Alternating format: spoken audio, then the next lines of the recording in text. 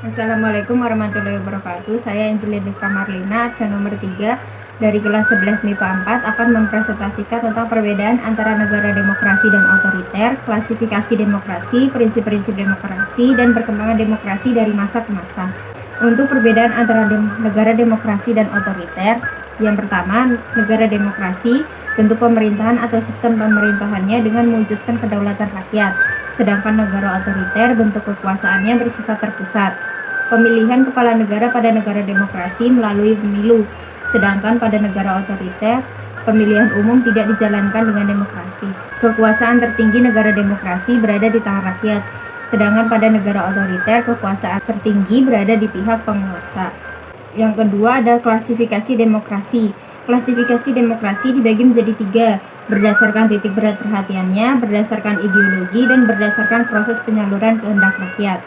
Berdasarkan titik berat perhatiannya dibagi menjadi 3, yaitu demokrasi formal, 2 demokrasi material, yang ketiga demokrasi gabungan, yang kedua berdasarkan ideologi. Berdasarkan ideologi ada 2 demokrasi, yaitu demokrasi konstitusional atau demokrasi liberal, 2 demokrasi rakyat atau demokrasi proletar. Yang terakhir, berdasarkan proses penyaluran kehendak rakyat, ada 2 demokrasi langsung dan demokrasi tidak langsung. Prinsip-prinsip demokrasi, yang pertama menyelesaikan perselisihan dengan damai dan secara melembaga. Yang kedua menjamin terselenggaranya perubahan secara damai dalam suatu masyarakat yang sedang berubah. Yang ketiga menyelenggarakan pergantian pimpinan secara teratur.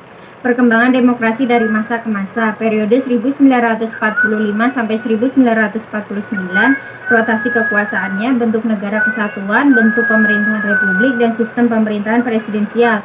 Pemilihan umum pada periode ini belum dapat dilaksanakan karena keadaan yang tidak mengizinkan. Pemenuhan hak-hak dasar warga negara dilakukan dengan pemberian hak-hak politik secara menyeluruh. Pada periode 1949 sampai 1959, rotasi kekuasaannya, bentuk negara serikat, demokrasi liberal, dan sistem pemerintahan parlementer. Pemilihan umum pada periode ini hanya terjadi 1 kali pada tahun 1955. Pemenuhan hak-hak dasar warga negara sama sekali tidak dikurangi meskipun ada yang tidak memanfaatkannya.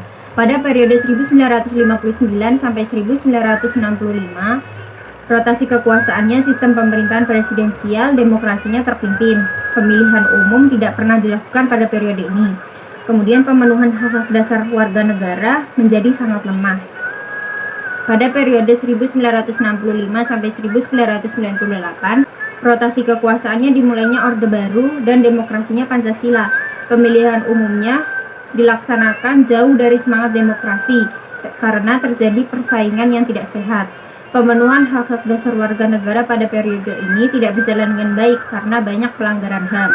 Kemudian pada periode 1998 sampai sekarang, rotasi kekuasaannya demokrasi Pancasila. Pemilihan umumnya dilaksanakan dengan lebih demokratis. Pemenuhan hak-hak dasar warga negara sekarang sudah lebih terjamin. Secara umum, demokrasi di Indonesia sudah berjalan dengan baik dengan adanya partai politik dan sistem pemilihan umum.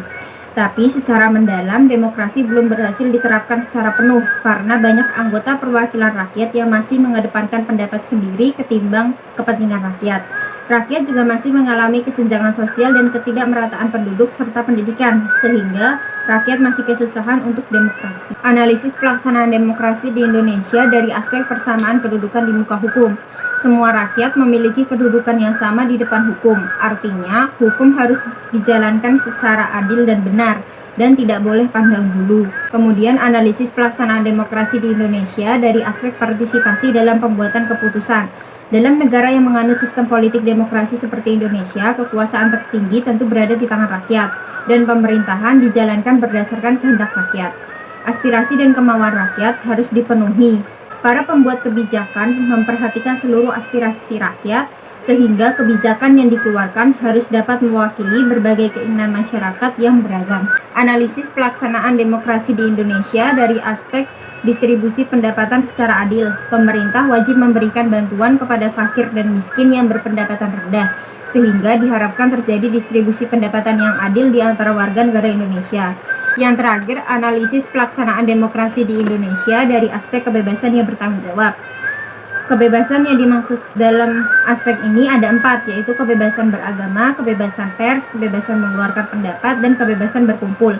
4 kebebasan tersebut adalah HAM yang harus dijamin keberadaannya oleh negara, tetapi dalam pelaksanaannya harus bertanggung jawab. Sekian dari saya. Wassalamualaikum warahmatullahi wabarakatuh.